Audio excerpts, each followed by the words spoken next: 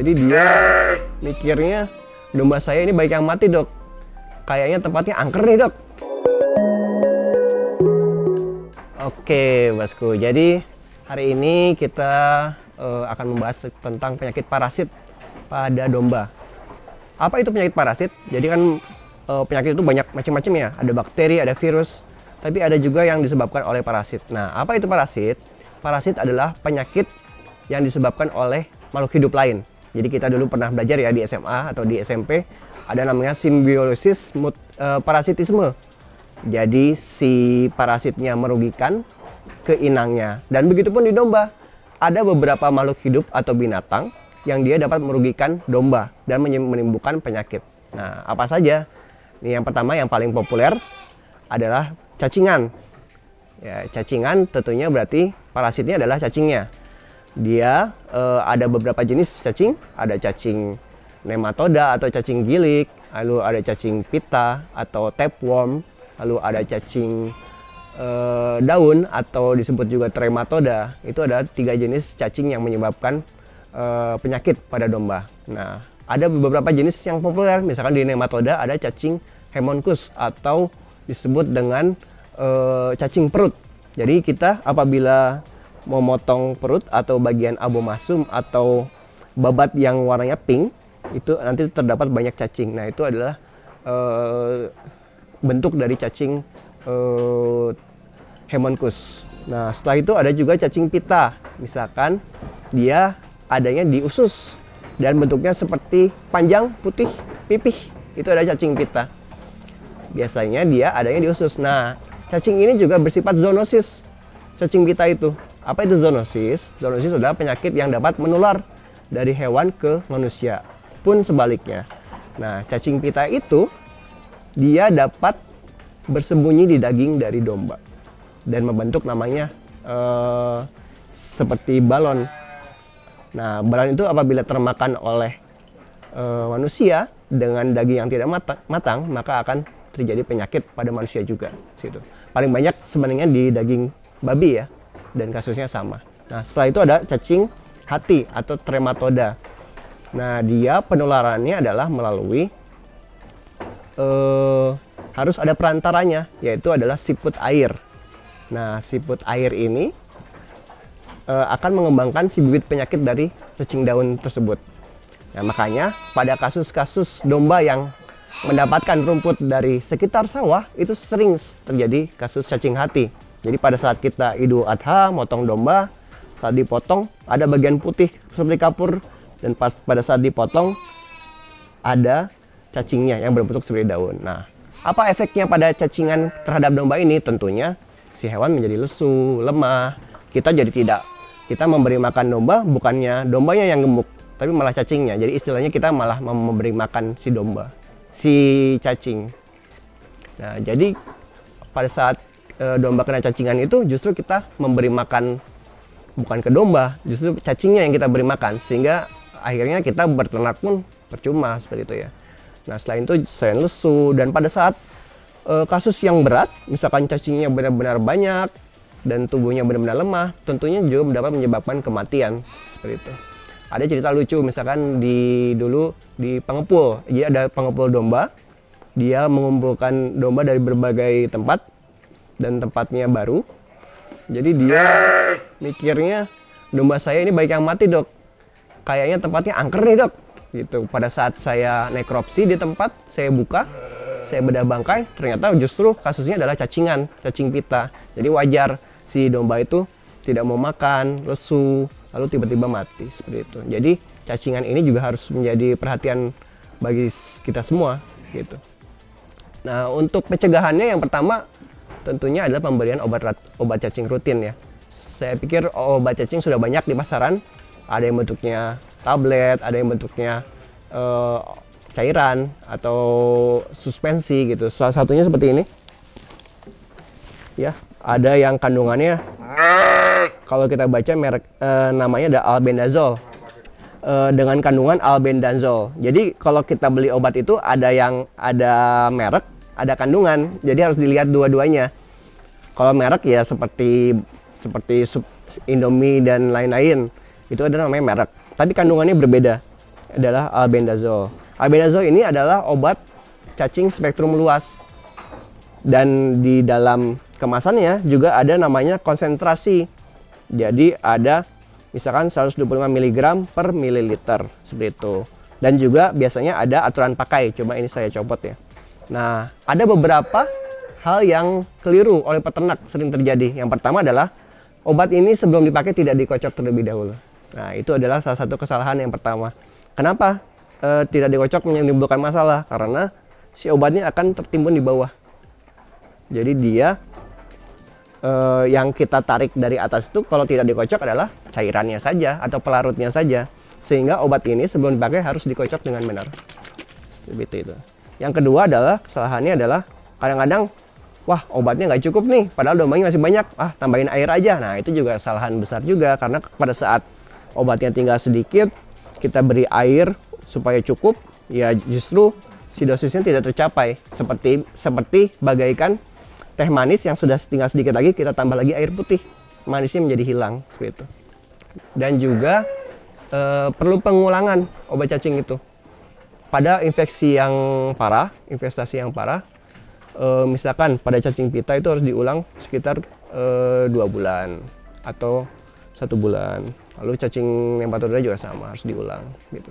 Setelah itu, setelah tidak ada penyakit, bisa sebagai pencegahan 3 bulan sekali. Namun yang lebih baik apabila dilakukan pemeriksaan dari kotorannya, itu bosku bisa bekerjasama dengan Puskeswan atau pusat kesehatan hewan di setiap kabupaten pasti ada.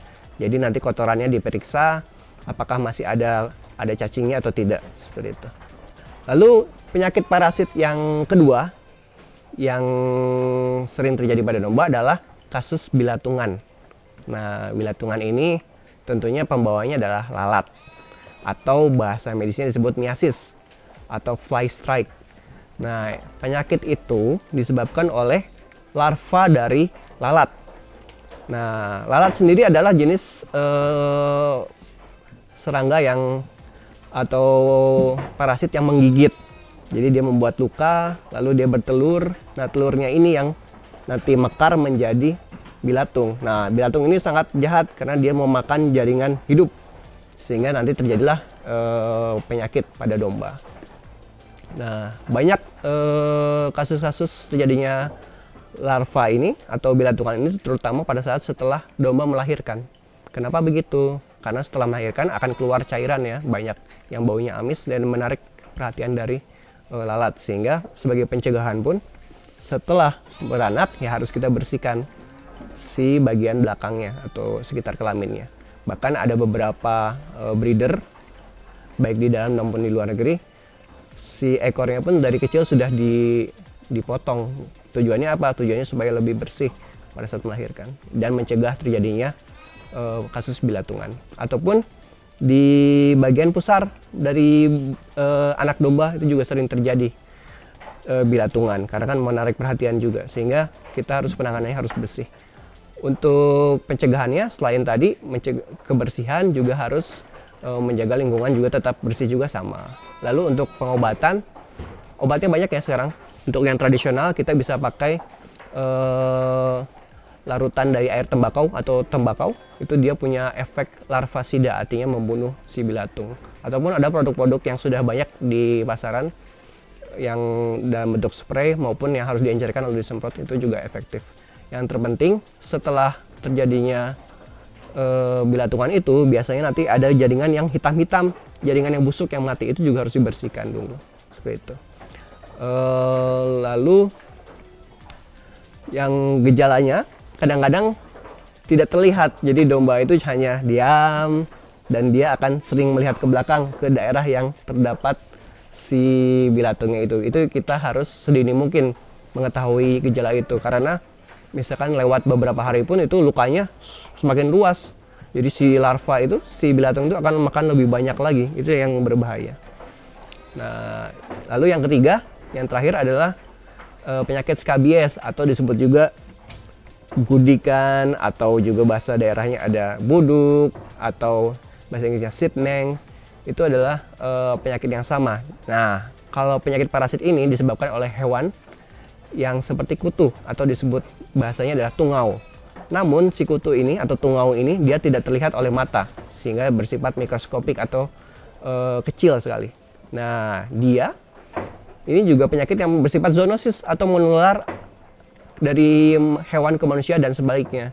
Dan bahkan antar spesies juga, misalkan dari domba bisa juga tertular ke sapi dan sebaliknya gitu. Jadi walaupun hanya penyakit kulit tapi juga menjadi perhatian juga.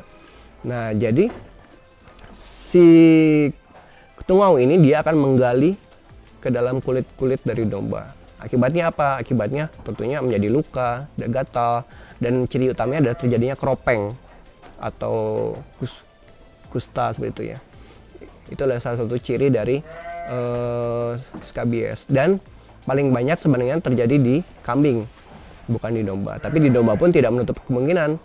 Dan sebenarnya si skabies ini terdapat beberapa jenis tungau. Ada Sauroptes, Sarcoptes, ada juga Demodec dan lain-lain gitu. Tapi gejalanya mirip, hanya biasanya perbedaan dari lokasi lukanya. Jadi kalau Sarcoptes biasanya lebih banyak di bagian kepala, sedangkan Sauroptes biasanya di seluruh tubuh, seperti itu. Nah, untuk pencegahannya, pertama adalah isolasi hewan yang sakit. Hewan yang sakit itu harus diisolasi karena cepat sekali menular ke domba yang lain. Lalu juga apabila kita beli domba baru, juga harus dipisahkan dari yang populasi utama, karena takutnya dia ternyata bawa tungau itu, seperti itu. Lalu yang ketiga ya kebersihan.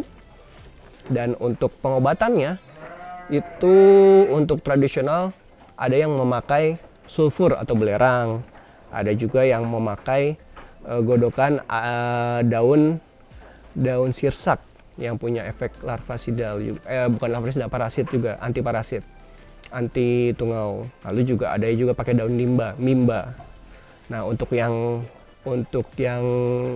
sekarang ada obatnya, yaitu ivermectin, golongan ivermectin. Ada yang tetes dan ada yang suntik. Namun untuk yang suntik, bosku bisa berkonsultasi dengan puskeswan ya. Jadi bisa diobati oleh puskeswan. Nah, namun pemberian obat ini diusahakan diulang di hari ke-14. Kenapa begitu? Jadi pada saat suntikan pertama atau tetesan pertama itu dia akan membunuh yang dewasa. Dan 14 hari kemudian telurnya pun sudah jadi dewasa lagi. Jadi kadang-kadang belum tuntas pengobatannya, sehingga harus diulang lagi sekali lagi, seperti itu.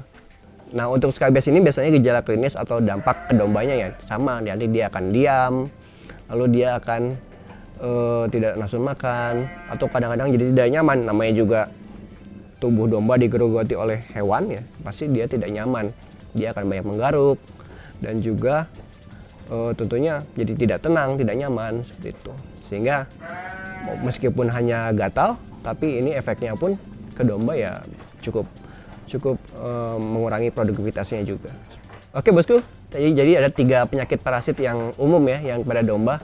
Ada cacingan, ada bilatungan, dan juga ada kudis atau skabies ya. Semoga bermanfaat dan semoga 3 penyakit ini terbebas dari kandang bosku. Seperti itu. Terima kasih. Wassalamualaikum warahmatullahi wabarakatuh.